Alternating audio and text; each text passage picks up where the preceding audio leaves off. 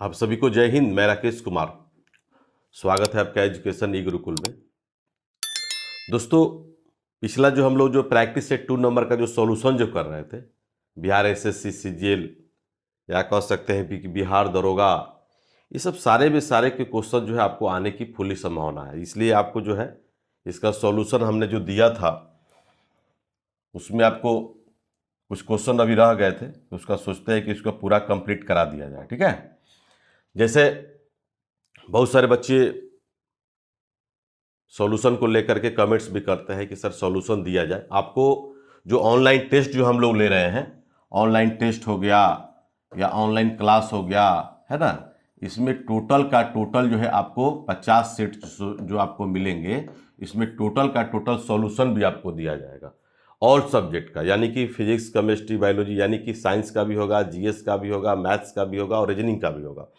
तो ये जो हो गया, और बिहार एसआई का भी जो मान लीजिए कि हम लोग का स्टार्ट माने होने वाला है, अभी रजिस्ट्रेशन चल रहा है। तो जो भी आप लोग इच्छुक होंगे तो निश्चित तौर पर क्या करेंगे कि उसको आप लोग ऐड होने के लिए डिस्क्रिप्शन लिंक में मोबाइल नंबर दिया हुआ है, उसको आप एप्लीकेशन के थ्रू जाना है और जा करके आपको उसको ऐड हो जाना है। ठीक है, तो चलिए हम लोग बात करते हैं। क्वेश्चन का कलेक्शन देखिएगा, क्वेश्चन का लेवल देखिएगा। इसमें 12 नंबर तक हम बता चुके थे। विधानसभा के विघटन के बाद उसका अध्यक्ष पद पर बना रहता है। जैसा कि आप लोग जानते हैं दोस्तों, ये बहुत सुंदर एक उदाहरण आप लोग दे रहे हैं। कल ही हमारा बिहार सरकार आपको जो है गवर्नमेंट जो है जो अलायंस था बीजेपी के साथ और नीतीश कुमार के साथ जो अलायंस था, जो गवर्नमेंट चल रही थी, उसमें क्या हुआ कि गवर्नमेंट जो गिर गया। ठीक है, अब जो है कि महागठबंधन के द्वारा जो है आज जाकर के शपथ ग्रहण होगा। ठीक है, तो इसी का एक बहुत सुंदर नमूना है। आप मान लीजिए कि सेंट्रल में चले जाएं या केंद्र सरकार में चले जाएं, चाहे राज्य सरकार में चले जाएं। जैसे बिहार केंद्र सेंट्रल में अगर बात करें, मान लीजिए पार्लियामेंट है। क्या है? पार्लियामेंट है, इसको बोलते हैं हम लोग संसद बोलते हैं। संविधान का अनुच्छेद कितना में है? 79 में है। तो संसद का वर्णन 79 में है। ये उच्च सदन है, राज्यसभा है, तो ये क्या हो जाएगा? 80। ये निम्न सदन है, लोकसभा, ये क्या हो जाएगा आपको? 81। 79, 80 और 81। उसी टाइप से दोस्तों अगर हम लोग बात करें कि अगर विधानसभा और विधान परिषद, दोस्तों आप लोगों को पता भी होना चाहिए, ये विधानसभा और विधान, मान लीजिए विधानसभा है, जस्ट लाइक थोड़ा सा एग्जाम्पल दे रहे हैं, और ये विधानसभा हो गया और ये आपका विधान परिषद हो गया। ठीक है, ये विधान परिषद, चूंकि आपको पता भी है कि अभी जो है केवल और केवल जो है 6 राज्यों में ही जाकर के आपको विधान परिषद की व्यवस्था है, मात्र 6 राज्य में। ठीक है, जिसमें अपना बिहार भी है। तो बिहार में क्या है कि अगर मान लीजिए सपोज डेट कि इसका विधानमंडल जो देख रहे हैं, जो लोकसभा स्पीकर भी होता है, और जिस तरह से लोकसभा स्पीकर और राज्यसभा का जो अध्यक्षता जो करते हैं, हमको पता होना चाहिए कि जो भी हमारे भारत के उपराष्ट्रपति होंगे वही अध्यक्षता करते हैं, सभापतित्व करते हैं। ठीक है, लेकिन इसमें क्या है कि एक अध्यक्ष भी होते हैं, एक उपाध्यक्ष भी होते हैं। ये विधान परिषद यानी कि जाकर के यहाँ पर जो है अवधेश नारायण सिंह का नाम सुने होंगे, वही विधानसभा के हमारे सभापति हैं। ठीक है, तो प्रश्न है यहाँ पर क्वेश्चन आपका कि सुंदर एक उदाहरण। सबसे पहले ध्यान रखेंगे आर्टिकल जो है आर्टिकल 93 में स्पष्ट रूप से कहा गया है कि जो भी हमारा भारत का जो है पार्लियामेंट होंगे, यानी कि लोकसभा जो होगा, लोकसभा का अध्यक्ष और उपाध्यक्ष की नियुक्ति जो किया गया संविधान का अनुच्छेद कितना में है? 93 में है, 93 में है। ठीक है, 94 में क्या है कि लोकसभा का अध्यक्ष और लोकसभा के उपाध्यक्ष के पद की रिक्ति का प्रावधान है। तो इसमें क्या है, अभी हमारे भारत के जो है लोकसभा स्पीकर जो है ओम बिरला साहब हैं, आप जानते भी होंगे उनको। इसके पहले जो सुमित्रा महाजन थी। ठीक है, तो निश्चित तौर पर इसको ध्यान देखना होगा। उसके पहले हमारे मीरा कुमार भी थी। ठीक है, तो इसके एकदम निश्चित तौर पर उसी टाइप से जो है आर्टिकल आपका 78 जो है विधानसभा का अध्यक्ष का प्रावधान किया गया है आर्टिकल 178 में। इसको थोड़ा सा ये देखिए, ये विधानसभा की जो बात है, अध्यक्ष और उपाध्यक्ष, यानी कि 178 आर्टिकल। तो ये तुलना करके अगर आप पढ़ेंगे तो निश्चित तौर पर जो है आपको एकदम बिल्कुल रूप से आपको याद हो जाएगा। जैसे आप लोग जानते होंगे कि बिहार सहित जो है आंध्र प्रदेश हो गया, कर्नाटक हो गया, महाराष्ट्र हो गया, उत्तर प्रदेश हो गया, तेलंगाना हो गया, इन सब राज्यों में जाकर के आपको विधान परिषद की व्यवस्था किया गया है। ठीक है, अभी 6 स्टेट है। आपको जाकर के भारतीय संसद के द्वारा जो है उसमें असम का नाम सुने होंगे। असम में क्या है कि असम और उड़ीसा में जो है विधान परिषद जो है एस्टेब्लिश करने का यानी कि बनाने का जो है कि जाकर के पार्लियामेंट के द्वारा पास कर दिया गया, लेकिन अभी बना नहीं है। तीसरा आपका जो है आपका वेस्ट बंगाल, जिसको पश्चिम बंगाल आप जो देख रहे हैं, पश्चिम बंगाल में जब ममता बनर्जी जब हारी थी तो वहां पर भी क्या हुआ कि ममता बनर्जी द्वारा यह इच्छा जाहिर किया गया कि भाई पश्चिम बंगाल में भी आपको विधान परिषद होना चाहिए। तो विधान परिषद बनने के लिए आपको सबसे पहले है कि विधानसभा में या विधान परिषद में जहां पर है, जैसे बिहार में, तो विधानसभा में सबसे पहले आपको पारित होना चाहिए 2/3 बहुमत से। उसके बाद वो चला जाता है आपका पार्लियामेंट, यानी कि सेंट्रल चला जाएगा पार्लियामेंट में, और फिर वहां पर जाकर के लोकसभा में, राज्यसभा में, और अंतिम रूप से जाकर के राष्ट्रपति का जो सिग्नेचर होगा तब वो जाकर के विधान परिषद जो है कि आपका बन जाएगा। तो इसका सही उत्तर जो होगा, जो भी हमारे अध्यक्ष जो होते हैं, जैसे मान लीजिए सुमित्रा महाजन पिछला बार जो है अध्यक्षता की थी, अभी हमारे ओम बिरला साहब हैं, तो जो भी लोकसभा का, ध्यान रखिएगा, लोकसभा का गठन जब हो गया उसकी पहली बैठक तक वही जो पूर्व वाले जो हैं, पूर्व नहीं कह सकते, वो वर्तमान तक ही रहते हैं, पहली बैठक तक जाकर के लोकसभा का स्पीकर रह सकते हैं या विधानसभा का स्पीकर रह सकते हैं। जैसे अभी बिहार में कल सरकार गिरा है, विजय चौधरी जो है हमारे क्या है, वो लोकसभा के, सॉरी, विधानसभा के क्या है आपको अध्यक्षता करते थे। तो वो जाकर के अगला जो गठन जो होगा वो लास्ट तक जाकर के उसका क्या करेंगे आपको कि उसका बैठक में पार्टिसिपेट करेंगे, ध्यान रखेंगे। तो इसका सही आंसर जो होगा आपको ए होगा। विधानसभा के वितरण के बाद गठित विधानसभा की पहली बैठक से ठीक पूर्व तक, देख रहे ना, ये जाकर बहुत अच्छा क्वेश्चन है, ये VVI क्वेश्चन है, ये बहुत बार ये क्वेश्चन आपको आ चुका है। तो नीतीश कुमार जो है कल गवर्नमेंट यानी कि गठबंधन टूट गया है और वह जाकर के पूर्व में जो है वो 7 बार जाकर के आपको बिहार के मुख्यमंत्री बने थे, और आज जो शपथ ग्रहण उनका होगा तो आज लेकर के उनका 8 बार, सर्वाधिक जो है 8 बार बिहार के CM बनने वाले हमारे मुख्यमंत्री नीतीश कुमार होंगे, जो जदयू के बहुमत दल के क्या है वो नेता है, चुन लिए भी गए हैं, शपथ ग्रहण बस बाकी है। ठीक है, तो यहां तक समझ में आ गया होगा, बाकी आपका कोई ऐसा क्वेश्चन आपका आंसर नहीं है। ओके, आशा करते हैं कि आपको याद भी होगा। ऐसे आपको बता देते हैं कि 75418343 और 03 9931843263। ये क्वेश्चन जो आप जो देख रहे हैं, ये जो आप क्वेश्चन के साथ साथ में आपको मोबाइल नंबर भी आपको दे रहे हैं, ताकि आपको किसी भी तरह का क्वेरी करना होगा, किसी भी तरह का आपको जो है कि एप्लीकेशन लॉन्च चुका है, तो एप्लीकेशन जो मेरा लॉन्च हो चुका है उसमें आप निश्चित तौर पर जाइए, वहाँ पर जो है बिहार SSC, आपको बिहार SI और BPSC, इन तीनों जो है कि प्रोग्राम मेरा सेट है और तीनों का क्लास हम लोग ले रहे हैं। ठीक है, तो उस पर आपको निश्चित रूप से जो इन्फॉर्मेशन आपको मिल जाएगा, कोई दिक्कत आपको नहीं है। एप्लीकेशन का भी नाम जो है ईडू ई गुरुकुल ही है, ईडू ई गुरुकुल। तो नेक्स्ट क्वेश्चन देखेंगे, पंचायती राज व्यवस्था अपनाई गई थी। ये देखिए, आपका सबसे पहले हम लोग को जानना होगा कि बलवंत राय मेहता समिति का भी नाम सुने होंगे। बलवंत राय मेहता समिति 1957, नोट करिएगा,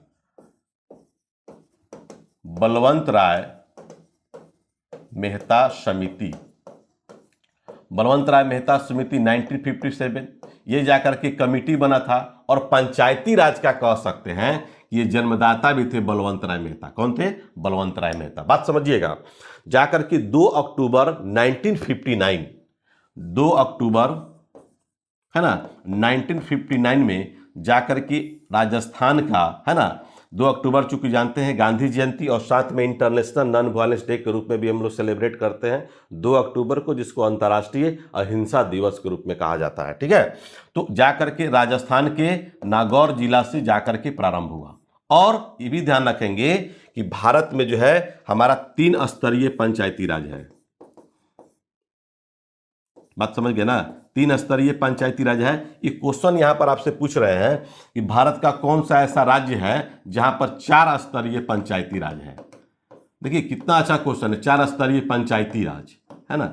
वीडियो आप लोग अगर शुरू से अगर अंत तक अगर आप लोग देखेंगे तो निश्चित तौर पर आपको बहुत नए नए क्वेश्चन आपको मिलेंगे, क्योंकि हम बार बार यही बोलते हैं, राकेश सर के द्वारा यही कहा जाता है कि मेरी कंटेंट ही मेरी पहचान है। वास्तविकता यही है कि हम कंटेंट आपको एक से एक देते हैं और आपको सब एग्जामिनेशन बेस्ड क्वेश्चन देते हैं। तो 4 स्तरीय जो पंचायती राज जो मिलेगा आपको सिर्फ और सिर्फ कहाँ मिलेगा? वेस्ट बंगाल में। भारत का मात्र एक ऐसा राज्य है वेस्ट बंगाल जहाँ पर 4 स्तरीय पंचायती राज है। जैसे हमारे यहाँ बिहार में अगर बात करेंगे त्रिस्तरीय, तो ग्राम पंचायत है, ग्राम पंचायत समिति भी है, आपका जिला परिषद भी है। ये 3 स्तरीय जाकर के आपको पंचायती राज है। जैसा कि ये क्वेश्चन पहले आप समझ लेंगे व्यवस्था अपनाई गई थी, इसका सही आंसर क्या होगा, इसके बारे में थोड़ा सा आपको बताइए कि क्या होगा।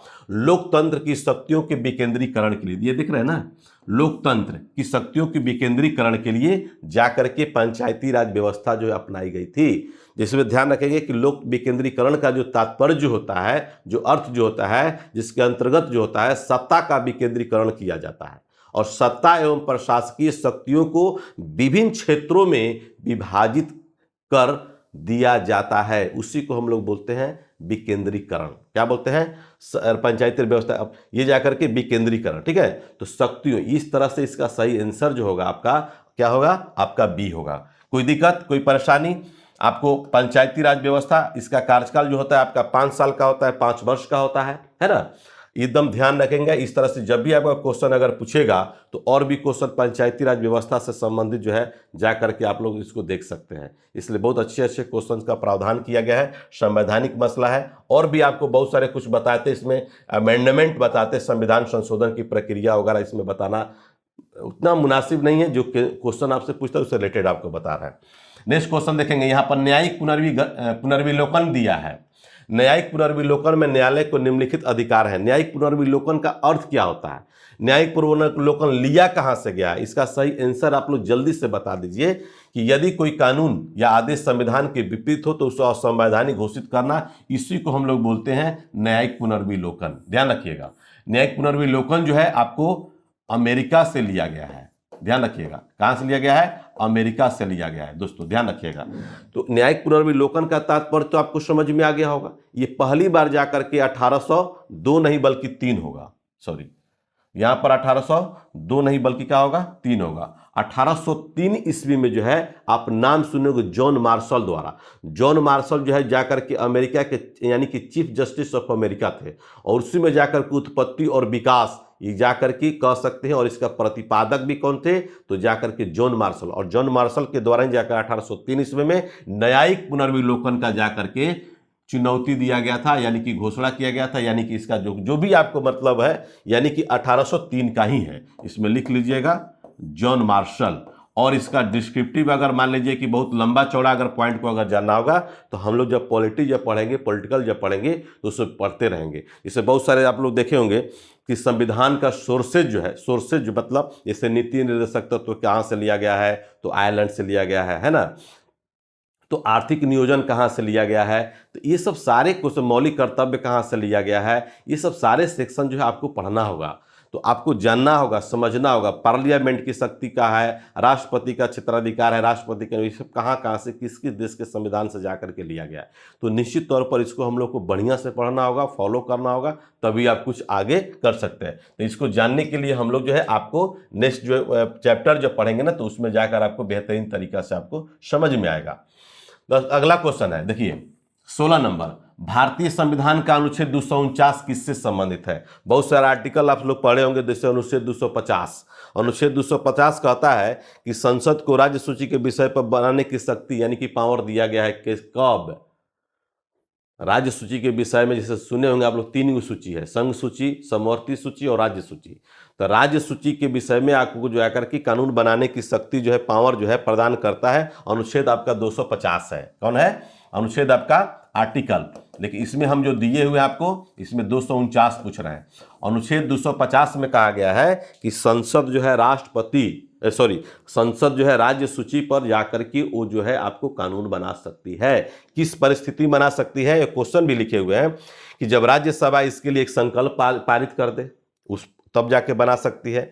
जब राष्ट्रीय आपातकाल लागू हो, राष्ट्रीय आपातकाल का मतलब होता है अनुच्छेद 352, 56 और 60, यानी कि राष्ट्रीय आपात यानी 352 का, ठीक है ना। 352 का उपयोग भारत में आपको 3 बार किया गया है।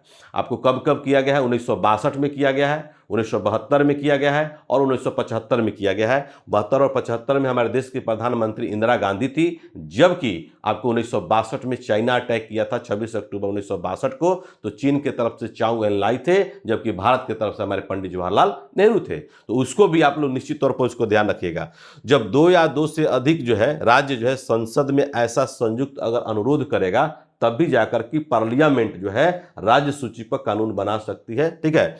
और अगला पॉइंट है कि जब राज्य में राष्ट्रपति शासन लागू हो, है ना, उस समय भी जाकर के पार्लियामेंट, संसद जो है जाकर के राज्य सूची पर कानून बना सकती है। एकदम ध्यान रखिएगा, इतना अच्छा अच्छा क्वेश्चन का कलेक्शन दिए हुए हैं कि आपको बहुत मजा आएगा। तो भारतीय संविधान का अनुच्छेद 249 किससे संबंधित है? राज्य सूची के विषयों के संबंध में संसद की विधायी शक्तियों से, ठीक है ना। ये विधायी शक्ति ये जाकर के आपका 249 है और आपका 250 भी बता दिए हैं। 250 कहने का मतलब है कि संसद को राज्य सूची के विषय पर कानून बनाने की शक्ति किस किस परिस्थिति में बना सकती है, ठीक है ना। उसमें 4 गो आपको ऑप्शन भी दिए हैं, चारों आपका जो है वो सही है, ठीक है। अब तो समझ में आ गया। बहुत सारे आर्टिकल जिसे आप लोग देखे होंगे, 8वीं अनुसूची, संघ सूची, समवर्ती सूची और आपका जो है राज्य सूची, ध्यान रखिएगा।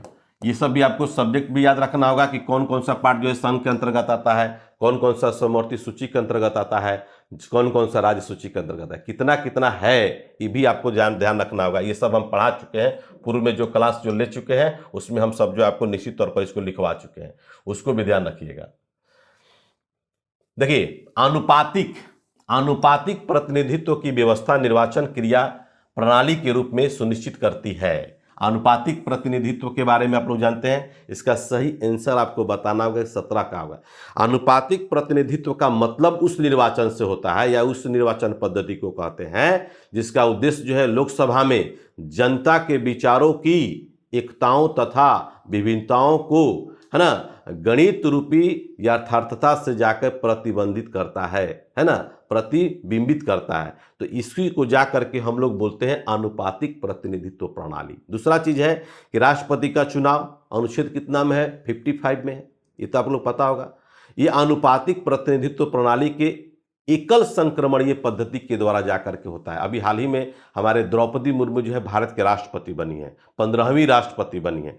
ध्यान दोनों नोट कर लीजिएगा, 15वीं आपको राष्ट्रपति, है ना, और कल जाकर के आपको 11 जो है आपको अगस्त है, 11 अगस्त को उपराष्ट्रपति,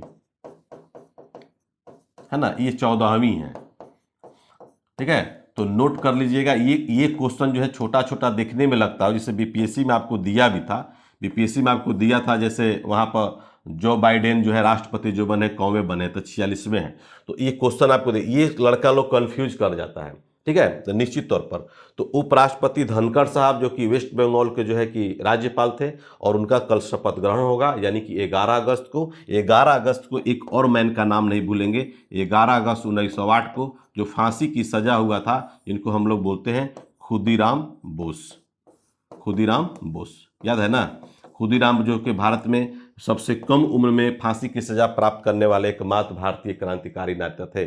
और मुजफ्फरपुर हत्याकांड में इनको जाकर के, मुजफ्फरपुर हत्याकांड का मतलब होता है 30 अप्रैल 1908, 30 अप्रैल 1908 को मुजफ्फरपुर हत्याकांड हुआ था। उसी में जाकर इनको मुख्य आरोपी बनाया गया था। और प्रफुल्ल चाकी भी थे, प्रफुल्ल चाकी जो कमिटी सुसाइड कर लिए थे, और खुदीराम बोस को 11 अगस्त 1908 को फांसी की सजा दिया गया था, ठीक है। तो इसका इस तरह से अगर कभी भी क्वेश्चन, देखिए ये सब एग्जामिनेशन बेस्ड क्वेश्चन हम दे रहे हैं, जो भी आपको क्वेश्चन आपको दे रहे हैं सब एग्जामिनेशन बेस्ड दे रहे हैं। इसमें जाकर के हो गया अल्पसंख्यकों के प्रतिनिधित्व को, या अनुपातिक का मतलब होता है, इसका सही आंसर क्या होगा? डी होगा। क्या होगा? डी होगा।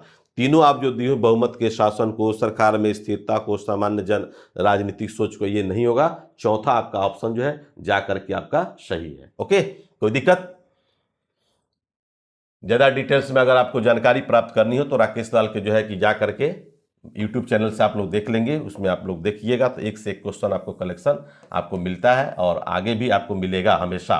ग्रेट बैरियर रीफ दिया है, देखिए वर्ल्ड का, विश्व का सबसे बड़ा जो रीफ जो है, जो ऑस्ट्रेलिया का नाम सुने हैं, है ना, ये हम बार बार बताते हैं। अभी भी पीएससी में भी इससे क्वेश्चन आपको आए थे, देखिए इससे क्या क्या मिलता है, ठीक है ना। ऑस्ट्रेलिया ग्रेट बैरियर रीफ, ठीक है। ग्रेट बैरियर रीफ जानते हैं, क्वींसलैंड, क्वींसलैंड का मतलब होता है आइसलैंड।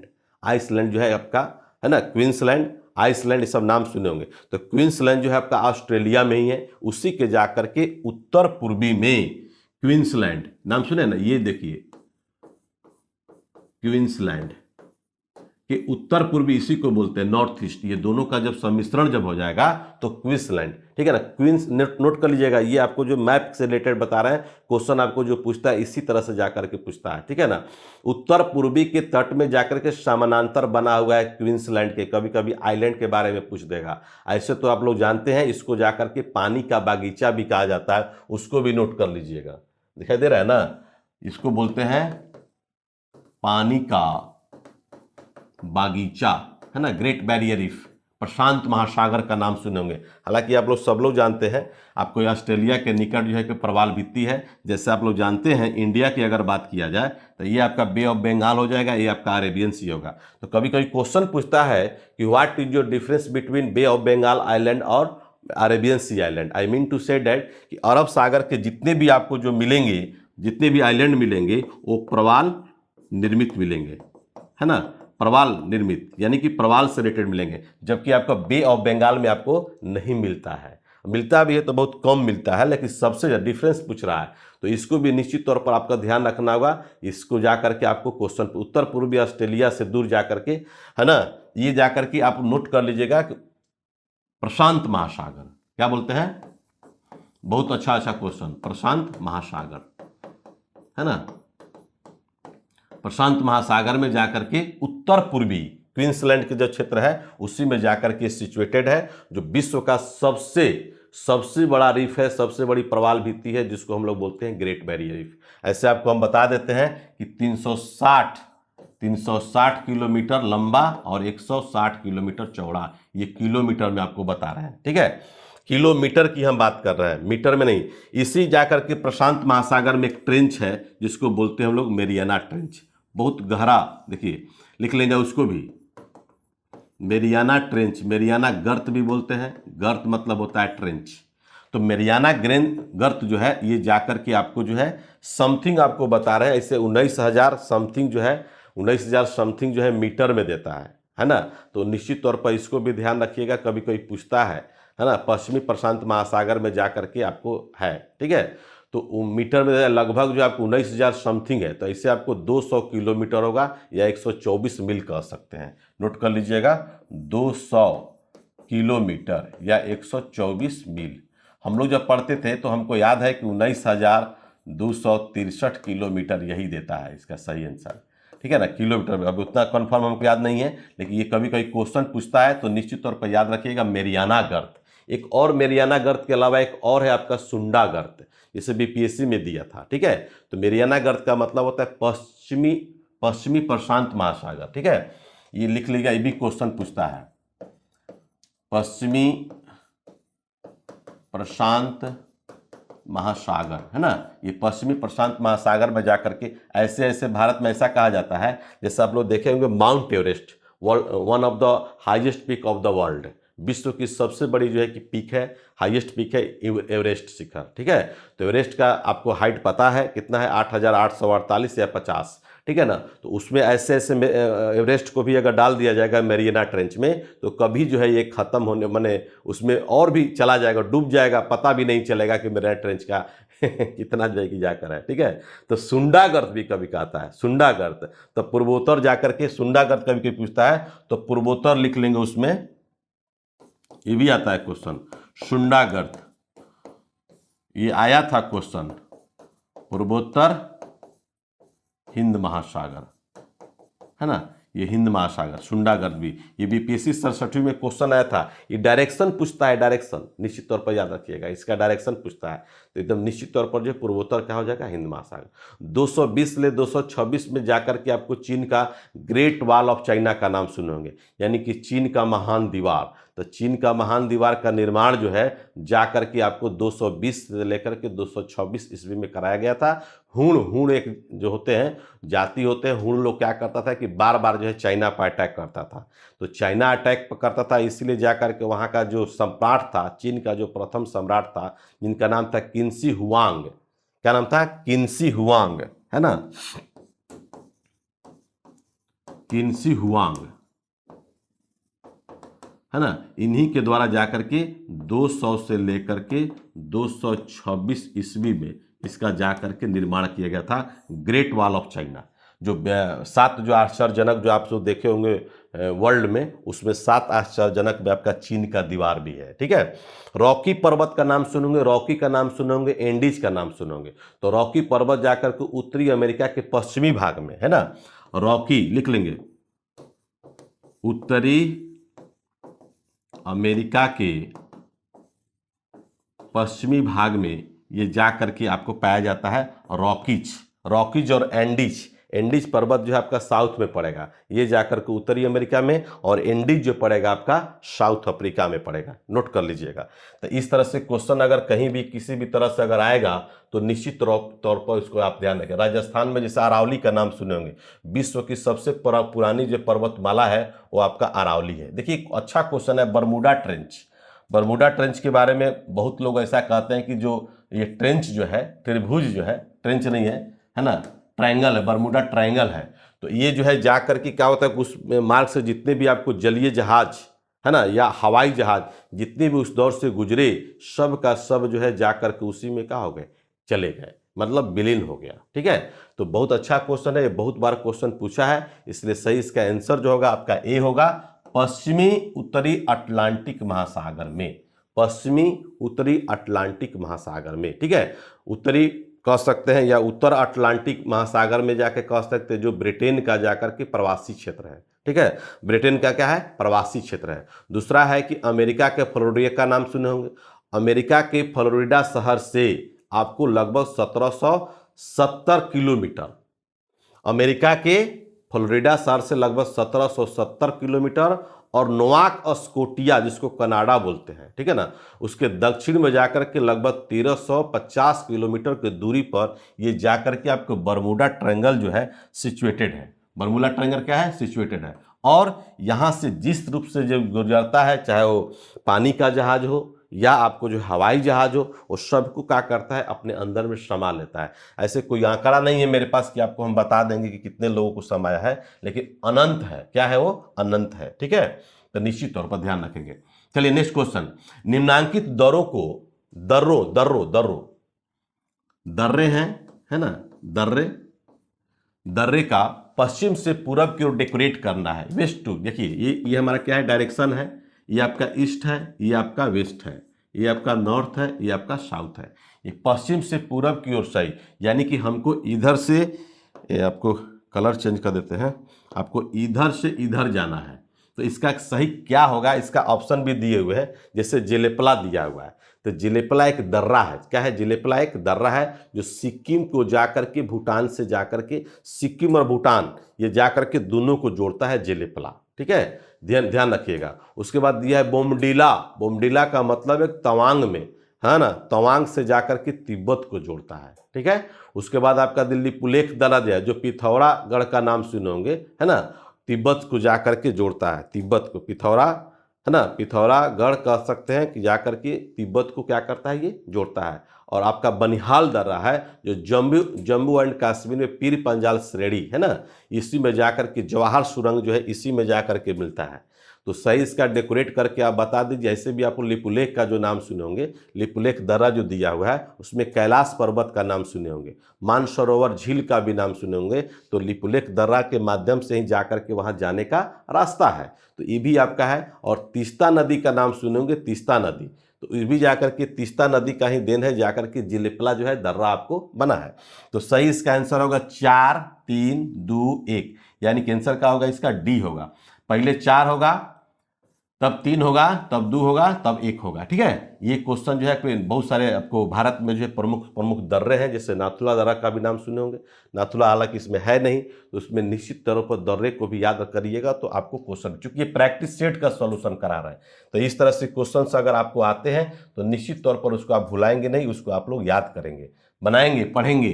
ठीक है, निम्न पर्वत शिखरों की ऊंचाई के घटते क्रम, देखिए घटते क्रम में कह रहा है। अब सबका जो है कि आपको याद करना होगा कि कितना कितना इसका हाइट है। जब तक से आपको हाइट नहीं पता होगा तो आप कैसे करेंगे। जैसे इसका आपका है 8586 8586 मीटर, ध्यान रखिएगा, 8,611 मीटर। जैसे केटुआ का नाम सुने होंगे, जैसे भारत में नहीं बल्कि वर्ल्ड में अगर माउंट एवरेस्ट की अगर बात करते हैं 8,850 देता है, तो 8,850 आपका उसका हाइट है। जबकि भारत में अगर करेंगे केटुआ, जिसको गॉर्गिन आस्किन बोलते हैं, ठीक है, तो ये सब हाइट के अनुसार जो है डेकोरेट करना है। 21, 26 और 78, 16, 21, 26 है इसका, सॉरी 78, 16 है ना, यानी कि नंदा देवी का। और थोड़ा नंगा पर्वत का थोड़ा सा हम भुला रहे हैं, इसके 8,126, हाँ 8,000, इसी में आपका आंसर है इसका 8,126 मीटर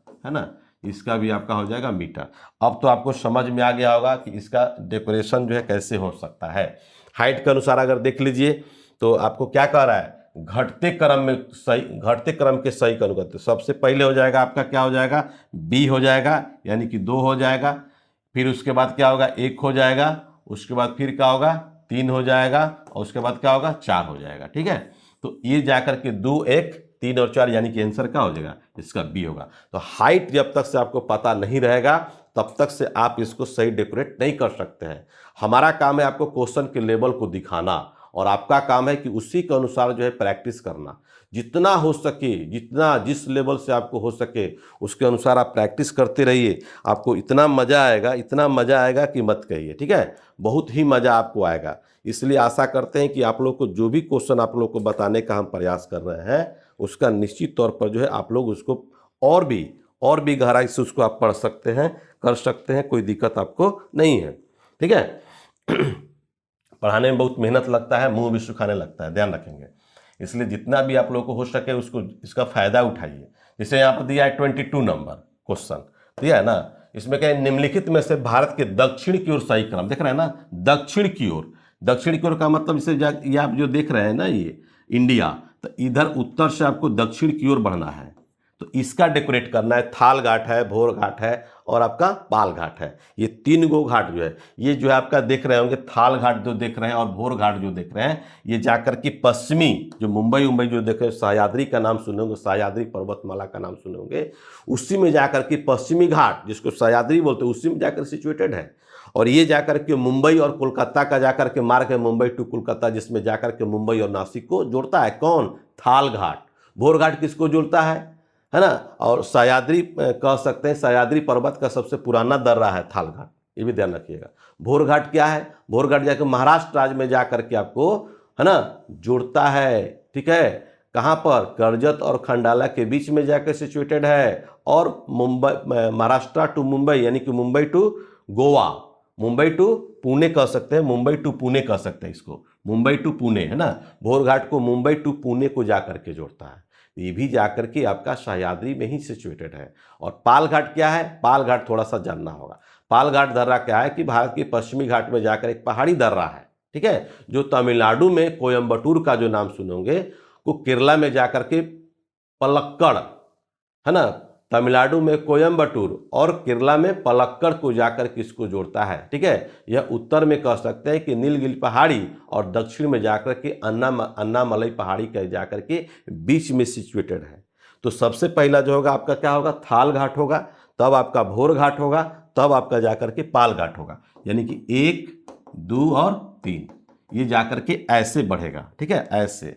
तो निश्चित तौर पर इसको आप लोग पढ़ लीजिएगा, ऐसा क्वेश्चन आपको बार बार देता है। ठीक है, जैसे आपको पहले भी बताए हैं, नमस्ते है ना, नमस्ते, न का मतलब होता है नर्मदा, म का मतलब माही, स से सौराष्ट्र और त से तापसी।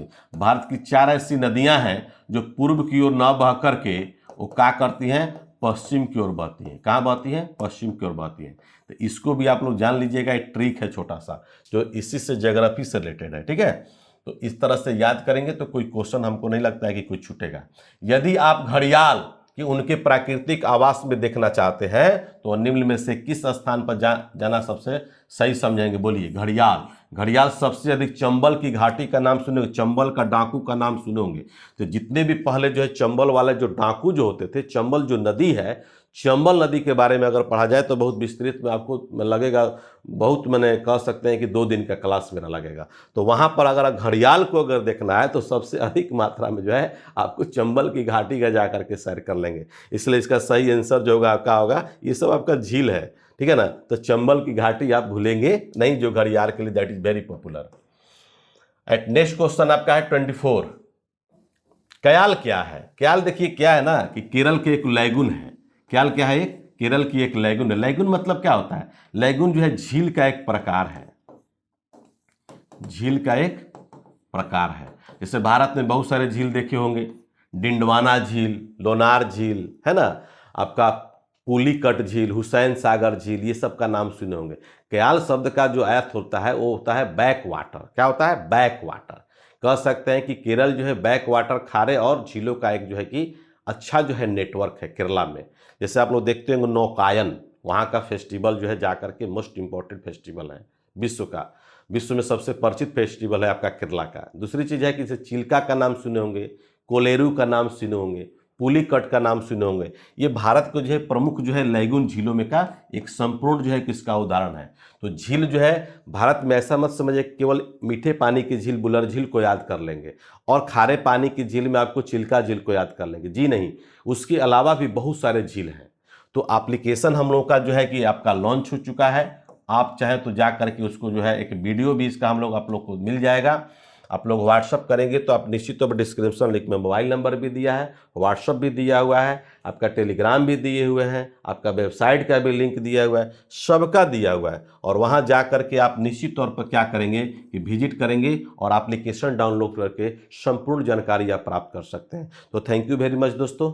आशा करते हैं कि आपका ये सेशन जो है बहुत अच्छा लगा होगा, और जो भी आपको अच्छे लगे होंगे फिर भी आप कमेंट करेंगे।